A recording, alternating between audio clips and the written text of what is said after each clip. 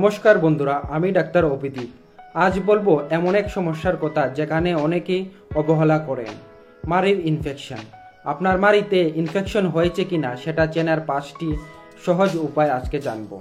ভিডিওটা শেষ পর্যন্ত দেখুন, না হলে গুরুত্বপূর্ণ কিছু মিস হয়ে যাবে। তো 1 নম্বর, মাড়ি থেকে রক্ত পড়া।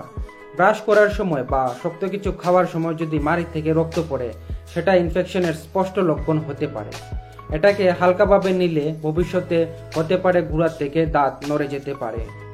2 নম্বর, মাড়ি ফুলে যাওয়া। মাড়ি যদি লালচে হয়ে যায়, ফুলে উঠে বা স্পর্শে ব্যথা লাগে, তাহলে ইনফেকশন ইতিমধ্যেই শুরু হয়ে গেছে। 3 নম্বর, মুখে দুর্গন্ধ বা বাজে স্বাদ। মাড়ির ইনফেকশন হলে অনেক সময় মুখে একটা দুর্গন্ধ দেখা যায়, যা সহজে যায় না। এই গন্ধ ব্যাকটেরিয়ার কারণে হয়ে থাকে। 4 নম্বর, দাঁতের ফাঁকে পুঁজ বা পিচ্ছিল পদার্থ। মাড়ির গুঁড়া চেপে ধরলে যদি পুঁজ বের হয় বা সাদা হলদে কিছু বের হয়, তাহলে এটা সিরিয়াস গাম ইনফেকশন। 5 নম্বর, দাঁত নড়ে যাওয়া বা কামড়ের পরিবর্তন। যদি আপনার দাঁত হঠাৎ নড়তে শুরু করে বা আগের মতো ঠিকমতো মুখ বন্ধ করতে সমস্যা হয়, তাহলে দেরি না করে ডেন্টিস্টের কাছে যান।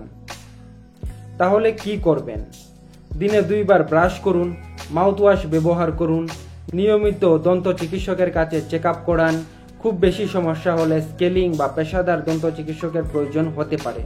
যদি ভিডিওটা ভালো লাগে তাহলে একটা লাইক দিন, শেয়ার করুন আপনার পরিবারের সবার সঙ্গে, আর অবশ্যই সাবস্ক্রাইব করুন আমাদের চ্যানেল এমনও আরও দারুণ ডেন্টাল টিপসের জন্য। ধন্যবাদ। সুস্থ থাকুন, হাসি খুশি থাকুন।